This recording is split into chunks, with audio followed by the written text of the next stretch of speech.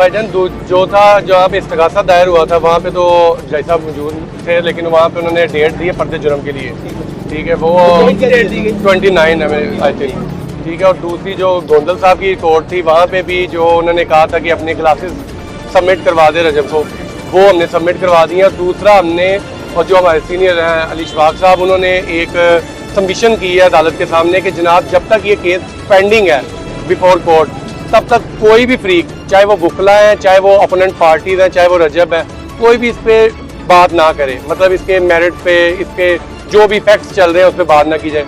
तो अगर वो जैसा ऑर्डर कर देते तो ये बहुत अच्छा ऑर्डर होगा। देखिए ना हमें फेम की ज़रूरत है, ना हम पॉडकास्ट दे रहे हैं, ना देना चाह रहे हैं, तो इसलिए हमने जज साहब से ये रिक्वेस्ट लाजमी की है कि जनाब आप हमें भी और दूसरी पार्टी को भी बाउंड कर दें कि हम किसी किस्म की भी कोई भी स्टेटमेंट, जब तक ये केस का फैसला नहीं होता तब तक कोई स्टेटमेंट ना दें।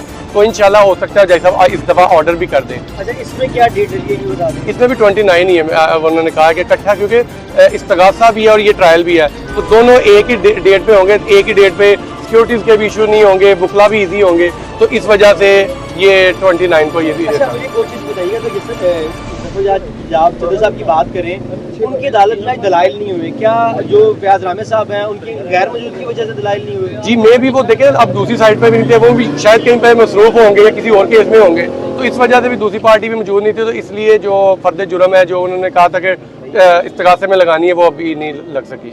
जिन्हें भी लास्ट टाइम एस्पेक्ट जो है वो नहीं किया गया था कि इतने वकील आ गए और ये बताया गया कि वकीलों के बारे में रजब जो है इस तरह की बातें करता है। आज भी एक्सपेक्ट किया गया था कि इसी तरह जो है वो ज़्यादा सारे वकील देखने को मिलेंगे, या फिर यही था कि नॉर्मल रूटीन की तरह आएंगे? आप बिलीव करें, अली शफाक साहब भी और मैंने भी आज यही हमने जज साहब से भी कहा है कि ना तो रजब कोई भी स्टेटमेंट देगा। देखें स्टेटमेंट के ना 2-2, 3-3 रुख हो जाते हैं, वो बात कुछ होती है, वुकला की तरफ कुछ चली जाती है, इसलिए वुकला सबसे पहले, देखिए मैंने काला कोट वेयर किया है तो सबसे पहले मैं काले कोट के साथ खड़ा हूँगा।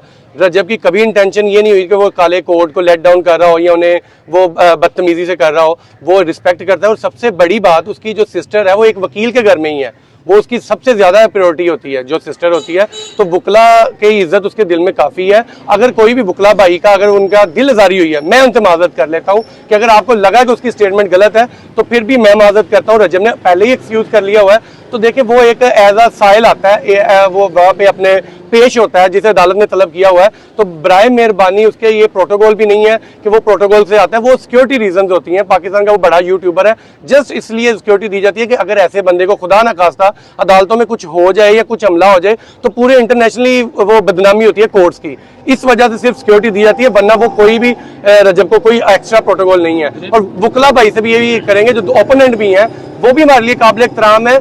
अपने साइल के साथ आना एक वकील का फर्ज होता है कि उसे अपने साथ लेके जाना। वॉइस क्लिप जो है वो बड़ा सोशल मीडिया पे गर्दिश भी कर रहा है, जिसमें मियां बिलाल साहब का वॉइस नोट है गालबन, इसमें वो कह रहे हैं कि मैं 18 तारीख को आवांगा, तो भी जो करना कर ले। भाई देखे हर बंदे की अपनी पर्सनल कैपेसिटी में हो सकता है ना, अब मैं कोई स्टेटमेंट दे देता हूँ ये मेरी पर्सनल कैपेसिटी में होगा, रजब का तो नहीं इससे कोई लिंक और ना ही इस केस का कोई लिंक है। हर बुकला, हम देखें बुकला की आपस में कोई भी रंजिश नहीं होती, सिर्फ और सिर्फ जो अदालत में हम एक दूसरे के साथ आर्गूमेंट्स कर रहे होते हैं, जस्ट यही होता है। बाहर हम एक दूसरे से मोहब्बत कर रहे होते हैं, लेकिन अनफॉर्चुनेटली अगर कोई ऐसा एक भी इंसिडेंट, एक भी स्टेटमेंट हो जाती है कि जिससे लगे दूसरे ओपोनेंट को ये मुझे कहा है, तो उसे इतनी हाइप नहीं देनी चाहिए। ये एक पर्सनल मैटर होता है, आप एक कॉल करके वो हल भी कर सकते हैं। आपने कॉल की फयाज रामे साहब को, आपसे बात वगैरह हुई इनकी? भाई फयाज रामे हमारा भाई है और आज का नहीं है, वो मेरा उसके साथ मेरे ख्याल से 2018-19 से ताल्लुक है, ठीक है। इस तरह के हमारे साथ कोई रंजिश नहीं है। हाँ, अपने ओपोनेंट जो कैंडिडेट वो होते हैं, जो आपके वो लॉयर्स होते हैं, हमने अपने क्लाइंट को प्रोटेक्ट करने के लिए स्टेटमेंट्स भी देते हैं, सीधी बात है, लेकिन उसे नॉट अ पर्सनल कैपेसिटी, वो पर्सनल नहीं होता कि हम उसके ऊपर पर्सनल अटैक कर रहे हो। तो इसलिए इस केस को मैं यही रिक्वेस्ट करूंगा मीडिया से भी और अपने बुकला भाइयों से भी, ओपोनेंट से भी, कि यार बड़ा स्मूथली लेके चलें। इसे आम केस है, इससे बड़े बड़े केस पाकिस्तान में चल रहे हैं, ये तो केस भी कुछ नहीं है। लास्ट बात बताइएगा सलमान के बारे में। सलमान जो है बड़ा लेट इस केस में जो है उसका जो है आया गया, और अब क्या समझते हैं कि 29 को क्या फैसला होगा और क्या? भाईजान अभी तक प्रोसिक्यूशन से, जज साहब ने पूछा प्रोसिक्यूशन से कि आपने चलान की क्या सूरत हाल है, तो उन्होंने आगे से कह दिया कि जनाब वो चलान में ऑब्जेक्शन लग गई, ये हो गया। तो जज साहब ने रिमार्क्स दिए थे कि इससे लगता है 2-4 साल लगेंगे कि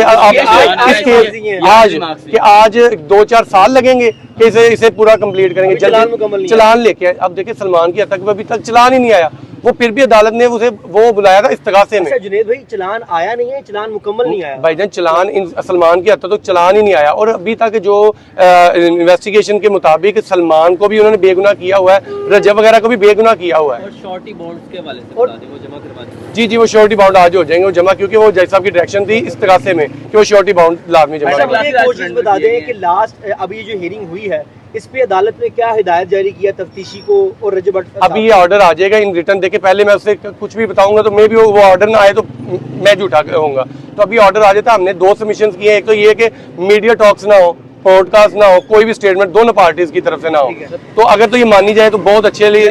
मेरा आखिरी सवाल आपसे, इसको वाइंड अप करते हैं। जो मियां बिलाल साहब के वकील हैं उनसे कल इस हवाले से बात भी की, तो उनका कहना था, उन्होंने मतलब कि लाइटर नोट पे ये बात की, उनका कहना था कि रजब भट्ट जो है जिससे हाथ मिलाता है ना उसका पट्टा बैठ। अच्छा मैं आपको ये भी बता दूं वो उनके लॉयर नहीं है, ठीक है, वो वैसे अपना लॉयर है लेकिन वो अवेलेबल नहीं था तो उसकी जगह वो मैं बता रहा हूँ ना वो उनके लॉयर नहीं है, लेकिन वो ये है कि उन्होंने वैसे अपनी पर्सनल देखा ना पर्सनल कैपेसिटी में उन्होंने स्टेटमेंट दी है ना कि वो जिनके अब उनका मे भी रजब के साथ कोई इख्तलाफ हो इसलिए उन्होंने ऐसी हार्श स्टेटमेंट हमारे भाई ने दे दी है, लेकिन ऐसा कुछ नहीं है। रजब भट्ट देखे अगर इतनी देर से होता तो मेरे पे भी कोई केस होता है। मेरे ख्याल से फर्स्ट डे से आप लोग मुझे देख रहे हैं या अली शफाक साहब को देख रहे हैं, हम उनके साथ हैं। अल्लाह का शुक्र है यार, हमारा तो एक कोई मोटरसाइकिल का या गाड़ी का चलान नहीं हुआ, तो रजब अगर अनलकी होता तो हमारे रोजाना हम पे भी कोई केसेस हो रहे होते। तो ये उन्होंने एक पर्सनल क्लासेस आज सबमिट जो है वो करवा दिए गए हैं, उसके बारे में क्या कहेंगे कि अब आप दोबारा से फोरेंसिक होगा या फिर ये लंबा ही चलेगा? भाईजान फोरेंसिक करवाने की भी जरूरत नहीं है।